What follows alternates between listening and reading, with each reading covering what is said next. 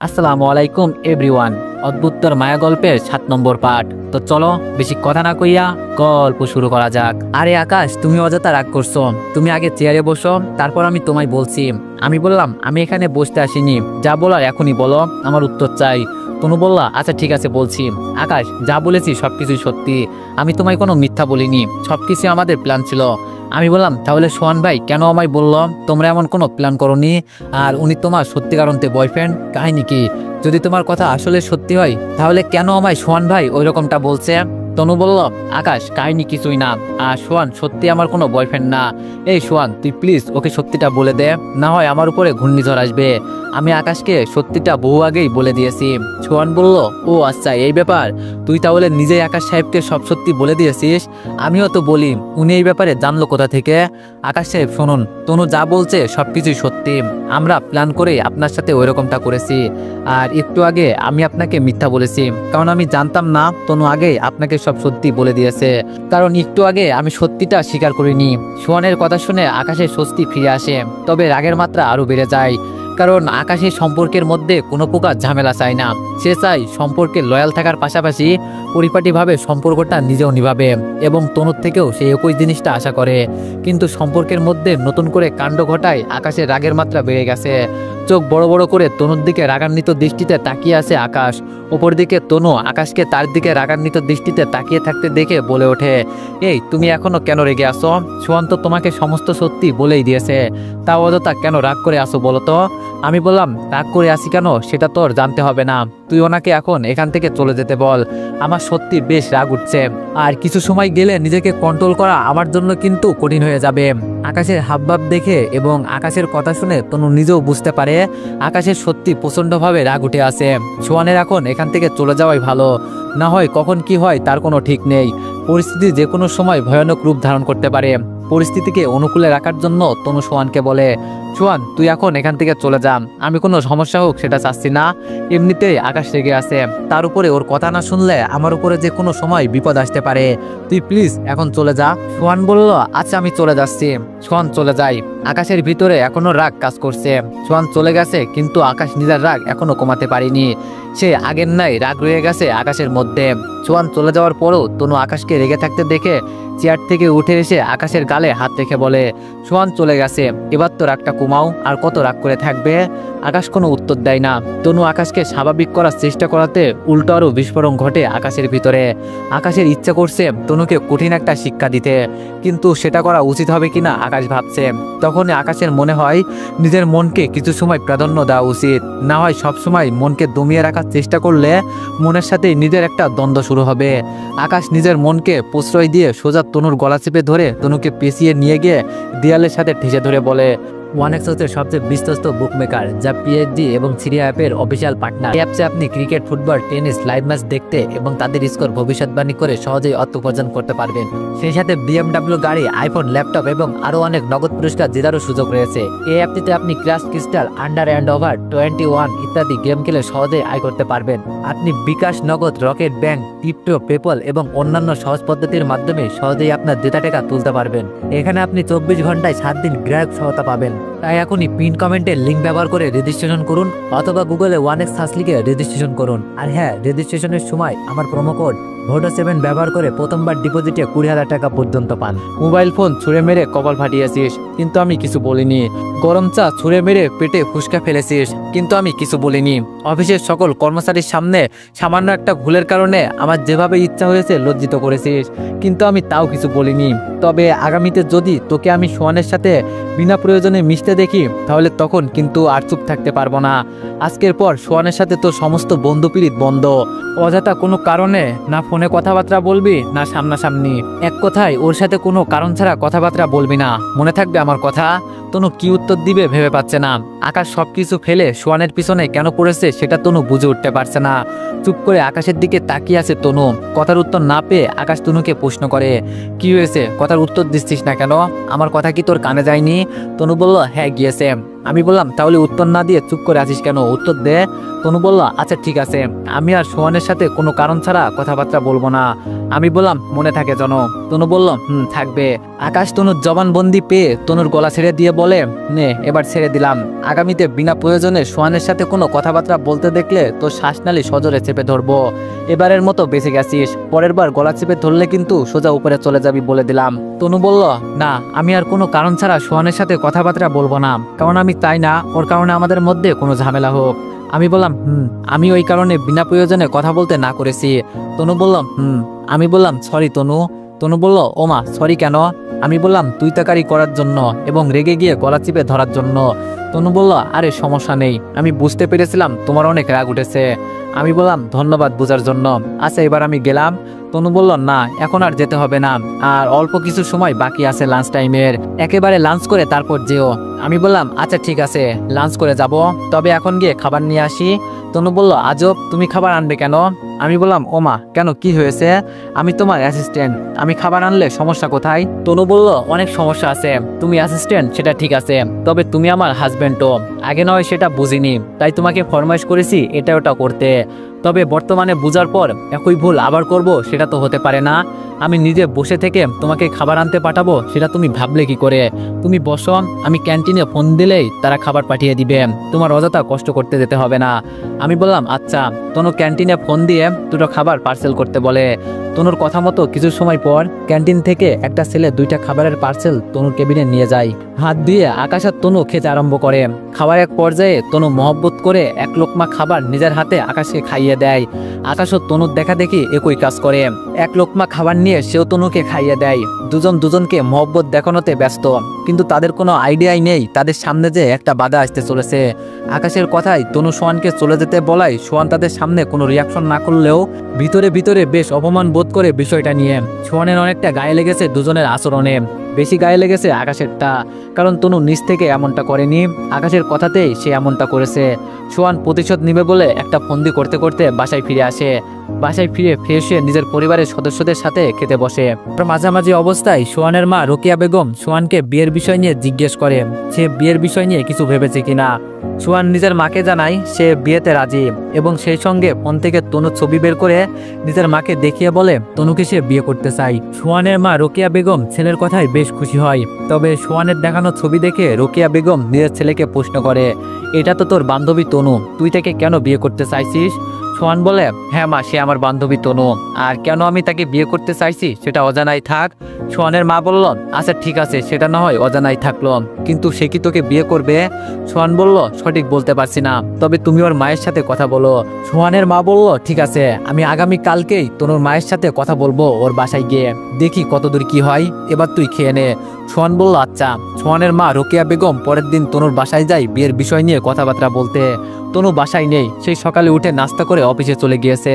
তনুর মা বাসায় একা, আর একজন কাজের মহিলা আছে তনুর মায়ের রান্নাবান্নার কাজে সাহায্য করার জন্য। রোকেয়া বেগম তনুর বাসায় যাওয়ায় তনুর মা কাজের মেয়েকে রান্না সামলাতে বলে রোকেয়া বেগমের সাথে কথা বলার জন্য গেস্ট রুমে আসে। রোকেয়া বেগমকে তনুর মা আগে থেকেই চেনে তনুর মাধ্যমে। দুজনে একসাথে বসে প্রথমে কুশল বিনিময় করে, পরবর্তীতে রোকেয়া বেগম তনুর মাকে বলে, আপা আসলে আমি আপনার কাছে একটা আবদার নিয়ে এসেছি। তনুর মা বলল, হ্যাঁ আপা বলেন কি আবদার?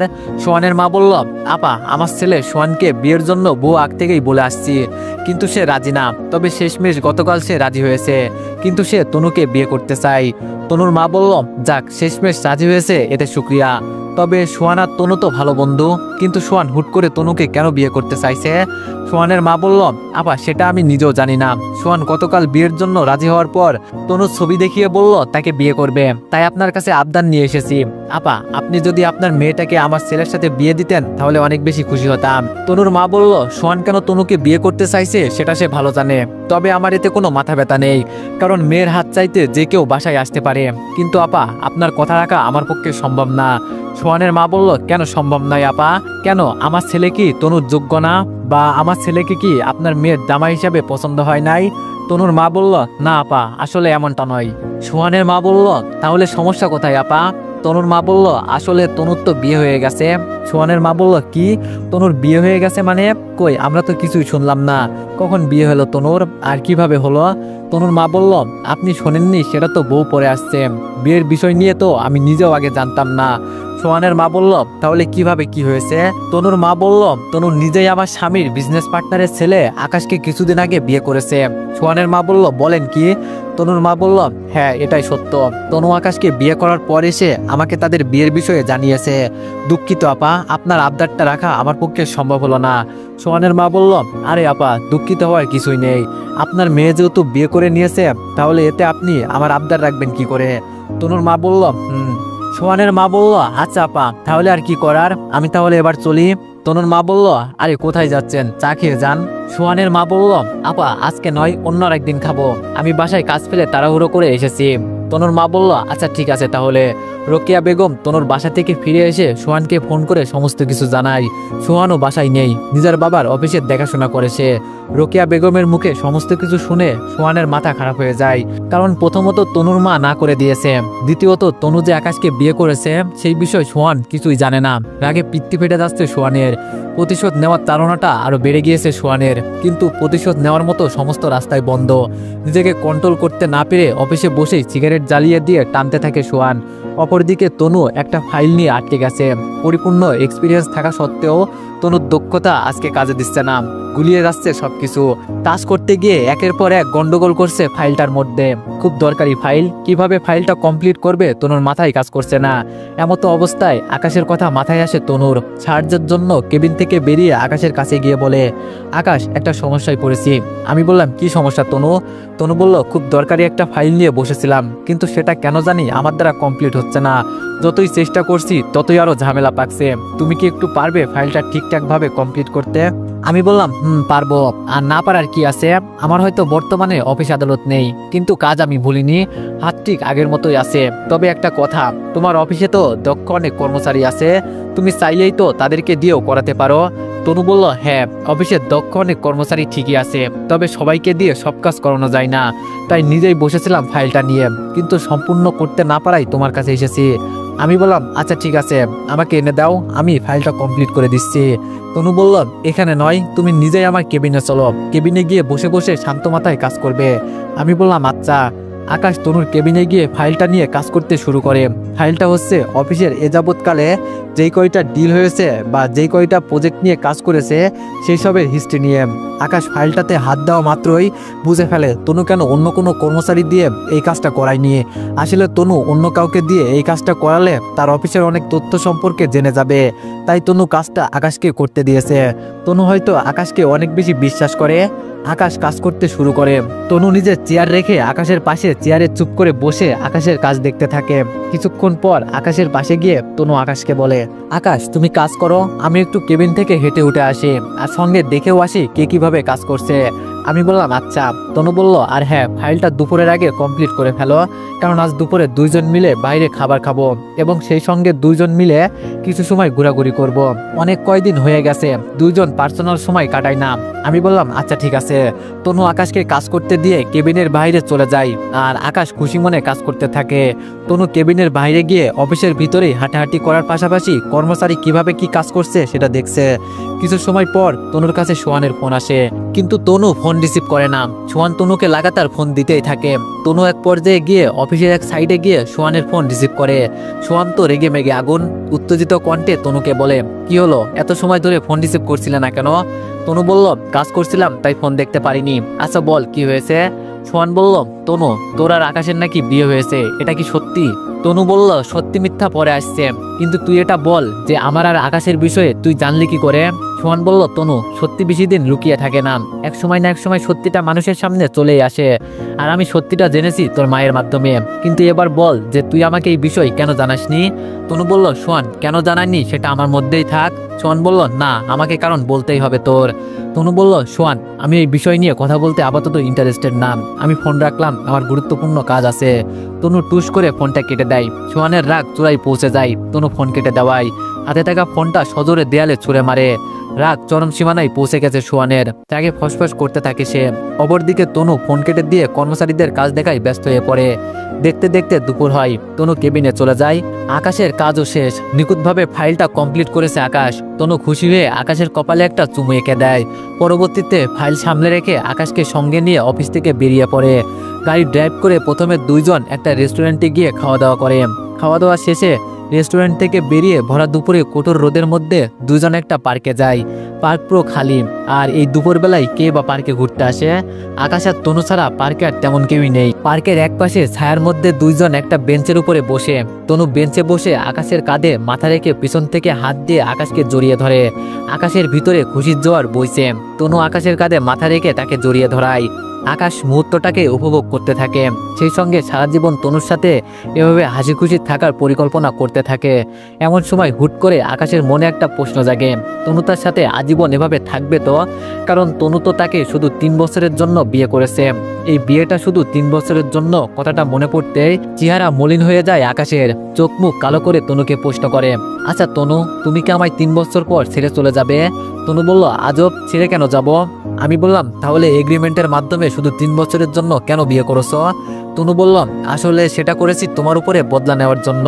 আর আমি ভেবেছিলাম তুমি আমায় ভালোবাসো না, তাই তোমায় আটকে রেখে প্রতিশোধ নিয়ে ছেড়ে দিব ভেবেছিলাম। কিন্তু পরবর্তীতে দেখি তুমিও আমায় ভালোবাসো, তাই ঠিক করে নিয়েছি তোমার সাথে আজীবন থাকবো।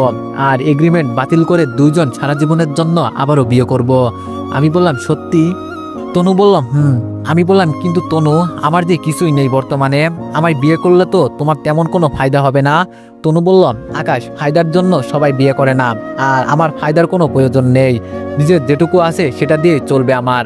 এছাড়া তোমার কিছু নেই তো কি হয়েছে, আমার তো আছে। আমি নতুন একটা কোম্পানি খুলবো, যেটার দায়িত্ব আমি তোমায় দিব। তারপর তুমি একটা অফিস সামলাবে আর আমি একটা সামলাবো। আকাশ তনুর কথার উত্তরে মুচকি একটা হাসি দেয়। আকাশের কাছে সবকিছু কেমন যেন স্বপ্নের মতো লাগছে।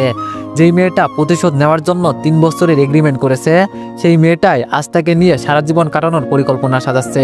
কল্পনায় বিভোর আকাশ। পাশ থেকে তনু আকাশকে চুপ থাকতে দেখে বলে, এই আকাশ, চুপ করে আসো কেন? কথা বলো। আকাশ, তুমি জানো আমি আরেকটা প্ল্যান করেছি। আমি বললাম, কি প্ল্যান? তনু বলল, আমাদের যখন আবার বিয়ে হবে তখন তোমার মা আর তোমার ছোট বোনকে আমাদের উপরের ফ্ল্যাটটা দিয়ে দিব।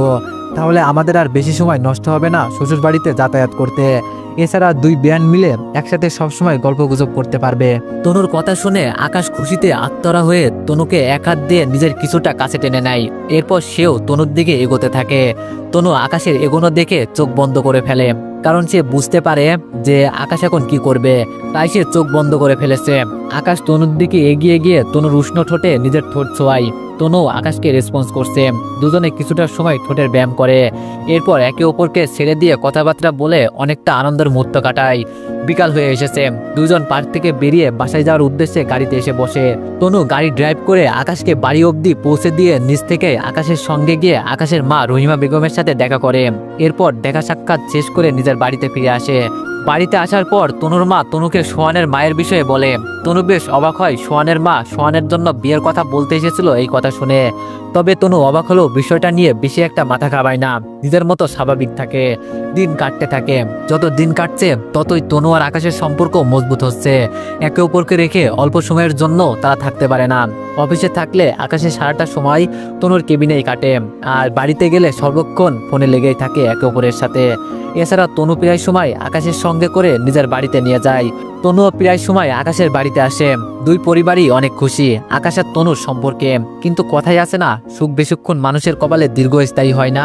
একদিন অফিস টাইম শেষ করে তনু গাড়িতে করে আকাশকে বাড়িতে পৌঁছে দেওয়ার সময় সোহান অনেক কয়জন ভাড়াটে ছেলেপিলে নিয়ে তনু আর আকাশের পথ আটকায়। এরপর শুধু আকাশকে গাড়ি থেকে টেনে নামিয়ে সকলে মিলে মারার জন্য ঘিরে ধরে। তনু জলদি করে গাড়ি থেকে নেমে আকাশকে বাঁচানোর জন্য যায়, কিন্তু সোহান তনুকে আটকে দেয় আর নিজের ভাড়া করা ছেলেগুলোকে বলে, আমি একে দেখছি, তোরা ওর ব্যবস্থা কর। সোহান ভাড়া করা ছেলেগুলোকে আকাশের ব্যবস্থা করতে বলে, আকাশকে মারতে বলে। ছেলেগুলো সোহানের কথা মতো আকাশকে মারা আরম্ভ করে। কিন্তু কিছু সময় পর বিকট একটা আওয়াজ হয়, আর সেই সঙ্গে সোহানের ভাড়া করা লোকজন আকাশকে মারা বাদ দিয়ে পিছাতে শুরু করে। সবাই ভূত দেখার মতো চমকে আসে। কারো সাহসে আর কুলাচ্ছে না আকাশের গায়ে হাত দেওয়ায়। সবার সাহস মুহূর্তের মধ্যে রাস্তা বদল করে পালিয়েছে। আকাশ মাটি থেকে উঠে দাঁড়ায়। ছেলেগুলো আকাশকে মাটিতে ফেলে দিয়েছিল মারার সময়। আকাশের হাতে মানুষ টপকে দেওয়ার যন্ত্র, মানে হলো আকাশের হাতে পিস্তল। আর একটু আগে যে আওয়াজটা হয়েছে সেটা আকাশের পিস্তলের আওয়াজ ছিল। আকাশের সহ্যের সীমা ছাড়িয়ে যাওয়ায় আকাশ পিস্তলটা কোমর থেকে বের করে হাওয়ায় চালিয়েছে। আর সেটা দেখে সোহানের ভাড়া করা লোকজন আকাশকে মারা বাদ দিয়ে দূরে সরে যায়। সবাই হতবাক আকাশের হাতে পিস্তল দেখে, বিশেষ করে সোহান আর তনু। আকাশ পিস্তলটা হাতে নিয়ে নাড়াতে নাড়াতে সোহানের ভাড়া করা ছেলেগুলোর কাছে এগিয়ে গিয়ে বলে, দম ফুরিয়ে গেছে তোদের, মারবি না আমায় আর? আয় মার এখন আমাকে। তোরা 8 থেকে 10 জন আর আমি একা। তোরা সকলে মিলে একসাথে দলবদ্ধ হয়ে আমার উপরে ঝাঁপিয়ে পড়লে আমার অস্তিত্ব সহ খুঁজে পাওয়া যাবে না। নে শুরু হয়ে যায় এবার। সবাই চুপ করে থাকে। আকাশের কথার প্রতি উত্তরে কেউ কোনো কথা বলবে সেই সাহসটা পাচ্ছে না। আকাশের হাতের পিস্তলটা যেন সকলের মুখের বলি বন্ধ করে দিয়েছে। সবাই মাথা নিচু করে দাঁড়িয়ে আছে। ইতিমধ্যে সকলেই বুঝে গেছে তারা ভুল মানুষের খপ্পরে পড়েছে। সকলে মিলে একসাথে আকাশের যেই ক্ষতিটা করবে, আকাশ সেকেন্ডের মধ্যেই চাইলে উল্টো তাদের আরো বেশি ক্ষতি করার ক্ষমতা রাখে। সকলে নিশ্চুপ, সারা শব্দ নেই কারোর। আকাশ বুঝে যায় সোহানের ভাড়া করা লোকজনের সাহস কতটা। অযথা সময় নষ্ট না করে সোহানের কাছে চলে যায় আকাশ, কারণ ভাড়া করা লোকজনের সাথে কথা বলে আর কোনো ফায়দা নেই। সবকিছুর ভূমিকায় যে আছে তার সাথেই কথা বলা উচিত। সময় নষ্ট না করে বুদ্ধিমানের মতো সোহানের সামনে গিয়ে দাঁড়ায় আকাশ। সোহানের চোখ কপালে উঠে আসে। সায়স্তা করতে এসে উল্টো সোহান নিজেই যেন সায়স্তা হয়ে গেল। চেহারার ধরন পাল্টে গেছে সোহানের। শুরুতে যেমন তেজ নিয়ে কথাবার্তা বলছিল, বর্তমানে তার কোনো ছিটেফোঁটাও নেই সোহানের মধ্যে। সোহানের পরিবর্তন দেখে আকাশের প্রচন্ড হাসি পাচ্ছে। তাও কোনো মতে হাসি থামিয়ে সোহানকে বলে, আমার 12টা বাজাতে এসে উল্টো তোর নিজেরই 12টা বেজে যাচ্ছে। জানিস কোমরে পিস্তল গুজে রাখা শৌখিন মানুষ আমি। তুই আমাকে সাধারণভাবে নিয়ে অনেক বড় ভুল করেছিস। না হয়তো আজ তোর এতটা অবাক হতে হতো না আমায় দেখে। অবশ্য তুই শুধু একা নয়, আমি নিজেও অবাক। কারণ কেন জানিস, গত 5 বছর আগে যখন আমার বাবার অডেল সম্পত্তি ছিল, তখন আমি আমার বাবার টাকা নষ্ট করে শখের বয়সে এই জিনিসটা কিনেছিলাম। কিন্তু কখনোই আমি এই জিনিসটা নিজের সঙ্গে নিয়ে বের হয়নি, আর না এই জিনিসটা আমার কখনো কাজে লেগেছে। তবে আজ অফিসে আসার সময় কেন জানি ইচ্ছে হলো জিনিসটা নিজের সঙ্গে নিতে, তাই অফিসে আসার পূর্বে জিনিসটা নিজের সঙ্গে নিয়েছি। কিন্তু এখন দেখ, আজ জিনিসটা সঙ্গে নিয়ে বের হওয়ায় আমার অনেক ফায়দা হয়েছে। তার জন্য নিজেরও অবাক লাগছে। এবার বল, জিনিসটা কি সত্যি কাজে লাগাবো? আকাশের কথা শুনে সোহান তনুকে সামনে এগিয়ে ধরে বাঁচার জন্য, আর সোহান তনুর পিছনে লুকিয়ে পড়ে। সোহানের কাণ্ড দেখে আকাশ আর নিজের হাসি থামিয়ে রাখতে পারে না। শব্দ করে হেসে দিয়ে সোহানকে বলে, তনুকে সামনে এগিয়ে দিলে কোনো কাজ হবে না, তাই নিজের ভালো চাস তনুকে ছেড়ে দে। না হয় যতই তাল বাহানা করিস না কেন, নিশানা কিন্তু ঠিক আমি তোর কপালেই লাগাবো। সোহান ভয় পেয়ে তনুকে ছেড়ে দেয়। সোহানের থেকে ছাড়া পেয়ে তনু দৌড়ে এসে আকাশকে জড়িয়ে ধরে কাঁদতে শুরু করে। আকাশ তনুকে শান্ত করে তনুর মাথায় হাত বুলিয়ে দিয়ে বলে, তনু একদম কান্না করো না। আমার হাতে যেই যন্ত্রটা আছে সেটার কারণে আমাদের সমস্ত বিপদ কেটে গেছে। তনু, আমি বাকি 8-10টা মানুষের মতো সাধারণ মানুষ, কিন্তু তোমার জন্য সাধারণ থেকে গুন্ডা মাস্তানে পরিণত হতে আমি 1 সেকেন্ডও ভাববো না। তনু বলল, আকাশ আমি ভাবতেই পারিনি সোহান এমন। আমি তাকে বেস্ট ফ্রেন্ড ভেবেছিলাম, কিন্তু সে আমার জীবনে সুখ শান্তি কেড়ে নিতে উঠে পড়ে লেগেছে। আকাশ তুমি সোহানকে একটা চরম শিক্ষা দাও, যাতে করে আগামীতে সে তোমার আর আমার মাঝে কখনো ঝামেলা করার সাহস না পায়। আমি বললাম, তনু এমনিতেও সে আর আগামীতে আমাদের মাঝে ঝামেলা করার দুঃসাহস করবে না, কারণ এমনিতেই তার শিক্ষা হয়ে গেছে। আগামীতে মনে হয় না আর সে কিছু করার সাহস পাবে। তবে যদি সাহস করেও থাকে তাহলে সে নিজের পায়ে নিজেই কুড়াল মারবে। আর সোহান ভাই আমার শোন, আমাদের দুজনের বিয়ে হয়ে গেছে, আমরা দুজন স্বামী স্ত্রী, তাই তুই অযথা কাবাব মেয়ে হাড্ডি হতে আসিস না। মানুষ জীবনে বড় ধরনের বিপদ থেকে ভাগ্যক্রমে একবার বেঁচে যায়, তবে প্রতিবার যে বেঁচে যাবে তার কিন্তু কোনো নিশ্চয়তা নেই। পরের বার তুই কিছু করতে আসলে তোর জন্য আমাকে সাধারণ মানুষ থেকে দাগি আসামি হতে হবে, যেটা তোর জন্য কখনোই মঙ্গলকর হবে না। তাই এবার একটা সুযোগ দিলাম, সেটা কাজে লাগিয়ে ভালো হ, আর আমার সমস্ত কথা মাথার ভিতরে ঢুকিয়ে নে। এবার চললাম আমরা। এই তনু চলো। পিস্তলটা কোমরে রেখে আকাশ তনুকে নিয়ে গাড়িতে এসে বসে। তনুর চোখ দিয়ে এখনো পানি পড়ছে। আকাশ গাড়িতে উঠে তনুর চোখের পানিগুলো মুছে দিয়ে তনুকে বুকে আগলে নিয়ে কিছুক্ষণ জড়িয়ে ধরে। তনু আকাশকে জড়িয়ে ধরে। আকাশের বুকে মাথা রাখার খানিক পরেই তনু পুরোপুরি স্বাভাবিক হয়ে যায়। স্বাভাবিক হওয়ার আকাশের বুক থেকে মাথা উঠিয়ে তনু আকাশের ঠোঁট দখল করে নেয়। আকাশও কম কিসে, সেও তনুর আচরণে সাড়া দিতে ব্যস্ত। দুজনের মধ্যে আবারও কিছুটা রোমান্টিক কাজ করবার ঘটে। দুজনে আবারও কিছু সময়ের জন্য ঘনিষ্ঠ হয়। মিনিট 5 একে অপরের সাথে মিশে থাকে। এরপর একজন আরেকজনকে ছেড়ে দিয়ে দুজনেই সিটে বসে। তনু গাড়ি স্টার্ট করে ড্রাইভ করতে শুরু করে, আর আকাশ চুপ করে তনুর পাশে বসে আছে। তনু গাড়ি ড্রাইভ করতে করতে আকাশকে বলে, তো এভরিওয়ান, নেক্সট পার্টের জন্য সবাই একটু বেশি বেশি কমেন্ট আর একটু বেশি বেশি লাইক করে দিও। ধন্যবাদ।